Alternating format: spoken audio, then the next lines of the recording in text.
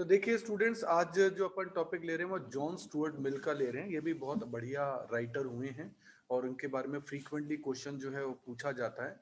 तो इसके बारे में जो हिस्ट्री क्या है, इन्होंने क्या कहा, इनकी थ्योरी क्या थी, वेरियस पॉइंट्स के बारे में इन्होंने क्या क्या लिखा, उन सब को मैंने काफ़ी जगहों से इकट्ठा करके कंसोलिडेटेड किया है। तो देखिए, पहली बात है, ये एक इंग्लिश फिलोसफर थे जो 1806 में पैदा हुए थे, यानी अपन आज से लगभग 200 साल से ज़्यादा की पुरानी बात कर रहे हैं। हिज फादर वाज जेम्स मिल, इनका नाम था जॉन स्टुअर्ट मिल, इनके फादर का नाम था जेम्स मिल। और ये भी बहुत ग्रेट फिलोसफर थे खुद भी, मतलब वो एक इंटेलेक्चुअल फैमिली में पैदा हुए थे क्योंकि उनके फादर भी ग्रेट फिलोसफर थे। He was home schooled by his father, और उनके फादर ने उनको घर पे ही पढ़ा दिया था। He learn Greek at the age of 4, यानी इतनी छोटी एज में ही इन्होंने ग्रीक लैंग्वेज सीख ली थी और लैटिन भी सीख ली थी 7 साल की एज में।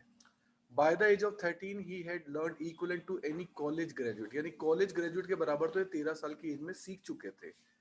ही work in the East India Company at the age of 17, मतलब इतनी जल्दी वो काम में भी लग गए थे। यानी शुरुआती जो इनकी लाइफ थी वो एज ए इंटेलेक्चुअल पर्सन नहीं थी कि अपन कह दें कि वो शुरू से राइटिंग में लग गए थे, ऐसा नहीं था। शुरू में तो जॉब में लग गए थे। हाँ, इंटेलिजेंट काफी थे, इसीलिए अपन देखते हैं कि बहुत छोटी उम्र में ही इन्होंने ये सब चीजें सीख ली थी, ड्यू टू हिज फादर, क्योंकि इनके फादर बहुत डिसिप्लिन और इन चीजों को देख रहे थे। ही lived under the authority of his father, उसके फादर जो उनकी लाइफ को बहुत कंट्रोल करते थे और उनकी लाइफ को बहुत ही हेक्टिक और मोनोटोनस लाइफ बना रखा था। मतलब लाइफ को एकदम जिसे मशीनी जिसे कहते हैं ना कि एकदम मैकेनिकल लाइफ जो इनकी चल रही थी, ठीक है। तो इस कंडीशन में मिल्स जो है थोड़े से डिप्रेशन में आ गए और Mills suffer a nervous breakdown at the age of 21, और बहुत ही सीवियर बीमार पड़ गए इस कंडीशन में, क्योंकि वो ये इंसान को अपने जो खुद करना चाहता है अगर दूसरे के डायरेक्शन पे चलना पड़े तो डेफिनेटली एक घुटन होगी, और उस कंडीशन में उनको एक नर्वस ब्रेकडाउन हुआ। He went into a long period of mental depression, ठीक है। Miss recover from this depression और बाय रीडिंग एंड पोइट्री। अब उनका ध्यान जो है ना वो रीडिंग और पोइट्री में गया कि यार मेरे को कुछ ऐसा करना चाहिए कि हाँ भाई मेरा ध्यान भटे। जैसे अपन को कहते हैं ना कि अपन को ज्यादा चिंता हो या ज्यादा चीजें हो तो अपन को म्यूजिक सुनना चाहिए, या अपन वही कविता वगैरह ये सब चीजों को, उस वक्त म्यूजिक सुनने वाली चीज तो थी ही नहीं। तो इसलिए रीडिंग एंड पोइट्री का उन्होंने सहारा लिया और उससे उनको काफी अच्छी रिकवरी हुई। After his recovery he has totally transform vision of life. अब उसका लाइफ जो है ना उसका विजन चेंज हो गया कि नहीं यार मैं गलत चीज में लग गया हूँ, मैं इतना इंटेलिजेंट आदमी हूँ और मैं बेफालतू जॉब में लग गया हूँ, इस कंडीशन में मुझे अब कुछ नया करना चाहिए। So he start looking at his father's philosophy and utilitarianism critically. उसने अपनी जो उनकी थ्योरी थी उनको क्रिटिकली देखना चालू किया, उनकी फिलोसफी को देखना चालू किया। He was married with Harriet Taylor, ये इनकी वाइफ का नाम है।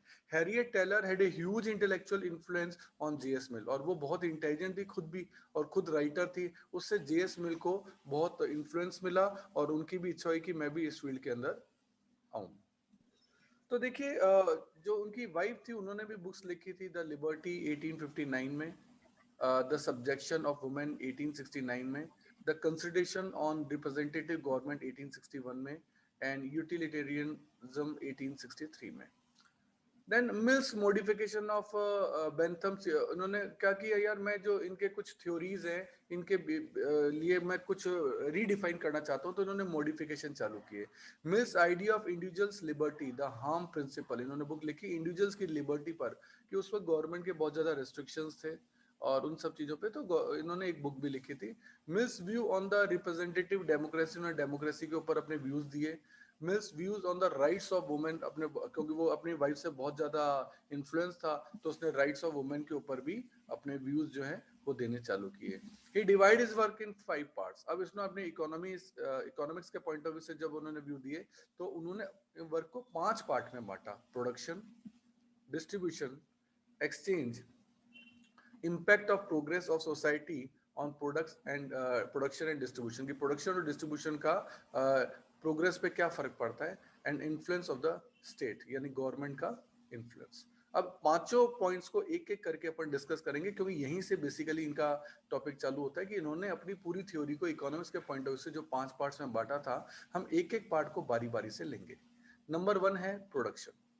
Miss recognise two requirement requisites of production, कहते हैं प्रोडक्शन में दो चीजों की रिक्वायरमेंट होती है, एक तो लेबर और एक प्रोडक्शन एजेंट। प्रोडक्शन एजेंट यानी मालिक, जो कि उसको प्रोड्यूसर अपन कह सकते हैं, जो कि अपना पैसा लगाता है। Labour mean any physical and mental effort, obvious है दोनों तरीके के एफर्ट्स होते हैं, जो ऑफिस में काम कर रहा है और जो फैक्ट्री में काम कर रहा है, दोनों जनों को लिया गया। Natural agent mean which grow up spontaneously of a kind, मतलब जो अपने आप, स्पॉन्टेनियसली का मतलब होता है अपने आप, of a kind suited to the supply of human want, मतलब ह्यूमन वांट्स को पूरा करने के लिए वो जरूरत अपने आप ही आ जाती है। जैसे अपन ने देखा कि कोरोना पीरियड से पहले ऑनलाइन क्लासेस नहीं थी, ठीक है, सब चीजें चल रही थी, और स्पॉन्टेनियसली ऐसी कंडीशन हुई कि सब जो लॉकडाउन हो गए और ऑनलाइन एजुकेशन जो है वो एक तरह से कंपलसरी हो गई, और उस कंडीशन में स्पॉन्टेनियसली सभी ह्यूमंस ने इसको अपना भी लिया। यानी पिछले 10 साल से जो ऑनलाइन की कोशिशें हो रही थी, वो 10 साल की काम केवल 2 महीने के अंदर हो गया, वो स्पॉन्टेनियसली अपने आप ही हो गया, क्योंकि लोगों के पास ऑप्शन ही नहीं था इस कारण से। और अब लोगों को ये सुविधा भी लगने लगे कि यार दूर घर बैठे अपन पढ़ रहे हैं, तो कुछ चीजें स्पॉन्टेनियसली अपने आप ही हो जाती है। तो एक तो लेबर के एफर्ट है, और एक नेचुरल एजेंट, नेचुरल, अब कोरोना जो है वो एक नेचुरल कैलेमिटी अपन मान लें एक बार के लिए, बाकी पता नहीं है अपन को, लेकिन नेचुरल कैलेमिटी मान ले, तो उसने अपने आप लोगों को सिखा दिया कि हाँ भाई अपन को मुंह ढक के रखना चाहिए, और देन इस तरीके से। तो production can be carried bye regular efforts of labour and nature, मतलब लेबर के भी एफर्ट लग रहे हैं और नेचर के भी। He gave importance to both the factor. देखो इसमें जो भी चीजें, इसमें हो सकता है सही भी हो गलत भी हो, लेकिन हम वो थ्योरी पढ़ रहे हैं जो जॉन स्टुअर्ट मिल ने दी है, ठीक है। उस वो सही थी या गलत, ये मेरा व्यू नहीं है, मेरा व्यू ये है कि उसने क्या कहा वो मैं आपको बता रहा हूँ। He also divide labour in two parts, labour भी दो टाइप की उसने बताई, लेबर के भी दो पार्ट्स उसने बताए। पहला बताया प्रोडक्टिव और अनप्रोडक्टिव। प्रोडक्टिव यानी जो प्रोडक्शन कैटेगरी में आता है, और अनप्रोडक्टिव जो ऑफिस कैटेगरी के अंदर आता है, उस तरीके से। Mills give secondary place to the capital, capital को उससे सेकेंडरी प्लेस दी, क्योंकि उसने नेचुरल जो फैक्टर्स है उनको इंपॉर्टेंस दे दी थी। Regarding the role of the capital he give 4 proposal. अब कैपिटल के बारे में उसके 4 प्रपोजल थे। क्या कहता है? Increase in capital enhances the additional job to the worker. सही है, कैपिटल अगर आप एक्स्ट्रा लगाओगे तो उससे नई फैक्ट्री डलेगी, नई फैक्ट्री डलेगी तो वर्कर्स को एडिशनल जॉब मिलना चालू हो जाएगा, एडिशनल काम मिलना चालू हो जाएगा। Capital is the outcome of the saving. Obvious है, आप सेव करोगे, आप सेव करके अपना पैसा बैंक में जमा करोगे, तो बैंक उसी पैसे को इंडस्ट्री वालों को लोन दे देगा, तो कैपिटल तो वहीं से निकलेगी। Capital is use for future production, और ऑब्वियस है कैपिटल फ्यूचर प्रोडक्शन, क्योंकि हम फ्यूचर प्लानिंग कर रहे हैं, नई फैक्ट्री डालेंगे, तो ऑब्वियस है कैपिटल वहां यूज होगी।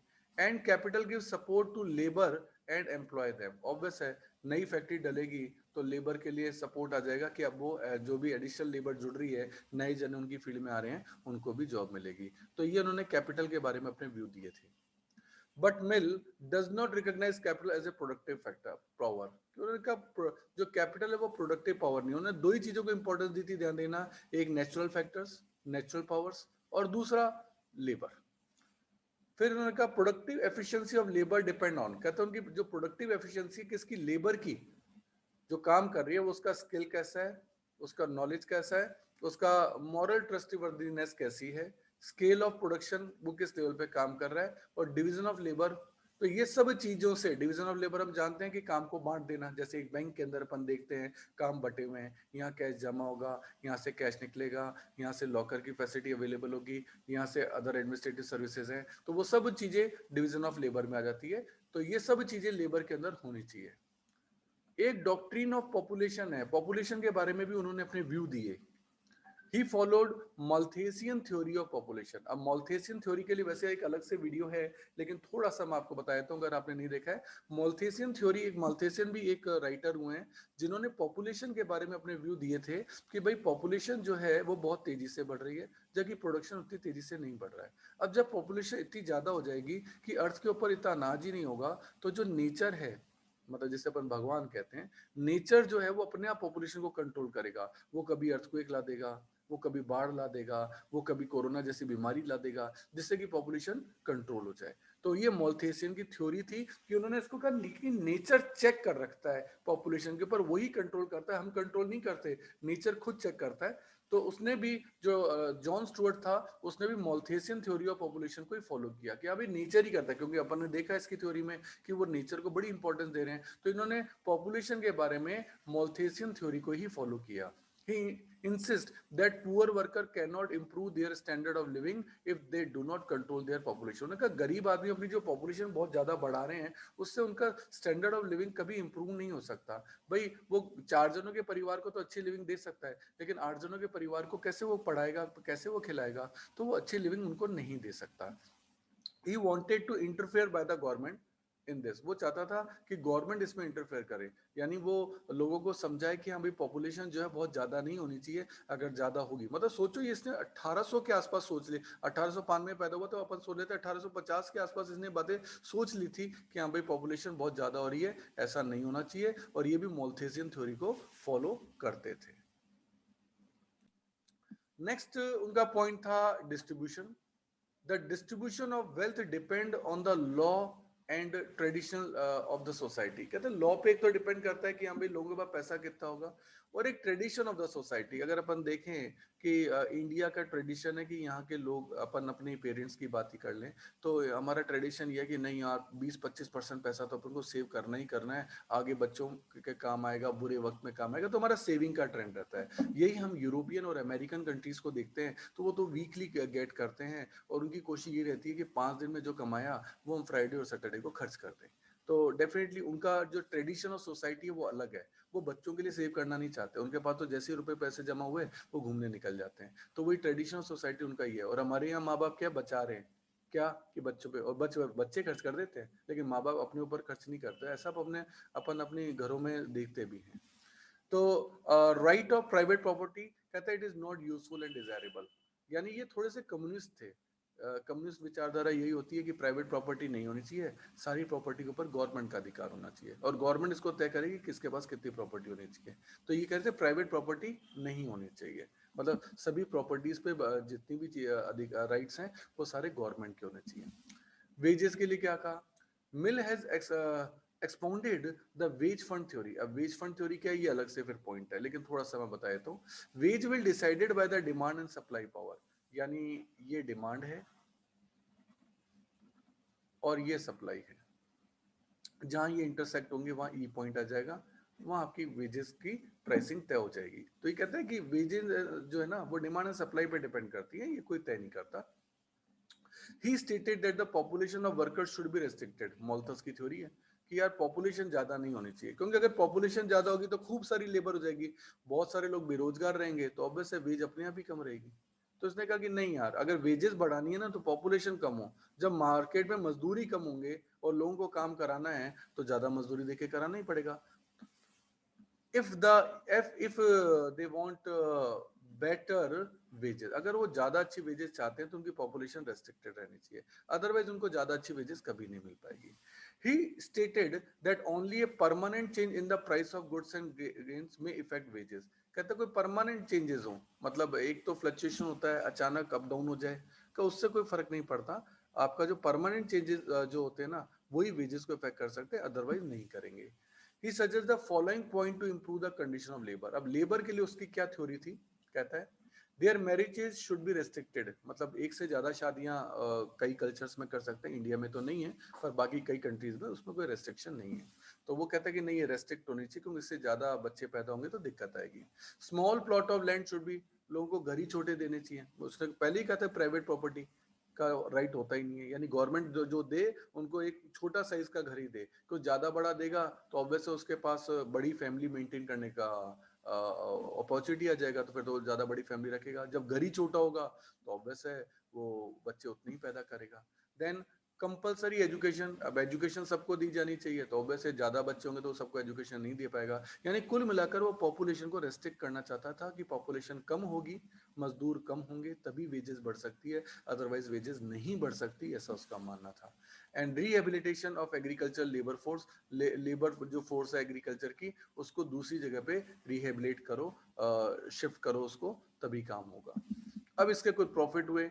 ही decline profits on remuneration by abstinence, मतलब इसने कहा कि है ना आप रेमुनरेशन जैसे कई जने नहीं लेना चाहते, काम के बदले में अनाज देना चाहते हैं सर, उसने कहा कि ही डिफाइंड प्रॉफिट्स, उसने कहा ये प्रॉफिट है जो कि परहेज करना चाहिए इन चीजों से अपन को। The return for the superintendent work, और सुपरिटेंडेंट वर्क जो है उस पे अपन को रिटर्न, एक सेकंड होल्ड करिए।